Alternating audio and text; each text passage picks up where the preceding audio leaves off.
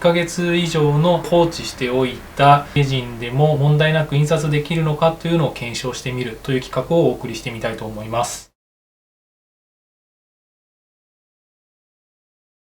こんにちは、あまねデザインです。今回はですね、2022年の初めての動画撮影、そして新作の動画投稿になります。しばらく制作から遠ざかっていたんですけれども、今日は何をやるかというと、ここのレジンタンクに溜まっているこのレジンがこちらのエレゴー社の水洗いレジンホワイトなんですけど、最後に印刷したのが2021年の12月7日になります。で、本日が2022年の1月22日土曜日ということで、1ヶ月以上の間が空いているということで、そんな感じで放置しておいた水洗いレジンでも問題なく印刷できるのかというのを検証してみるという企画をお送りしてみたいと思います。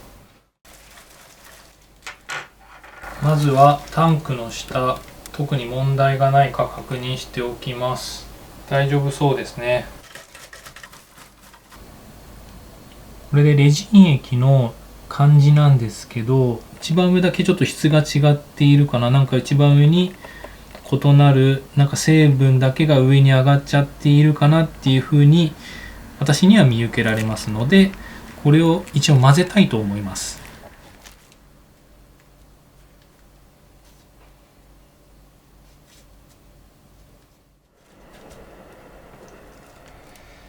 混ぜたら、混ぜる前よりも全体が白くなったので、何らかの物質は沈殿し、何らかの物質は上へ上がるというようなことがあったのかもしれません。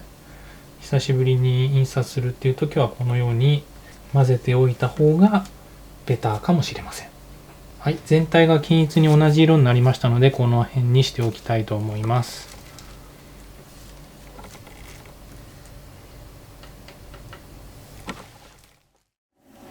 はい、そうしましたらこちらのデータを印刷します。スタート。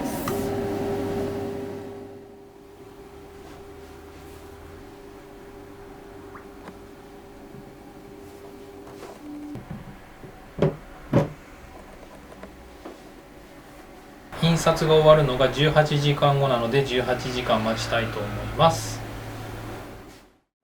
はい、18時間後印刷が終わりましたので印刷物をチェックしてみたいと思います。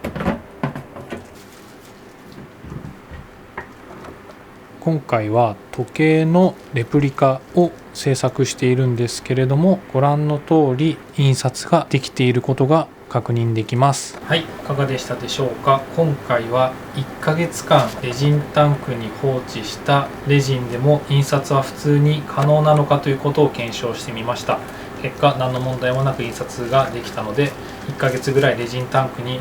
こうしてレジン液を放置しても問題ないということで結論を出したいと思います。よかったら何かの参考にしてみてください。というわけで今回の動画は以上になります。最後までご視聴いただきましてありがとうございました。また次回の動画でお会いしましょう。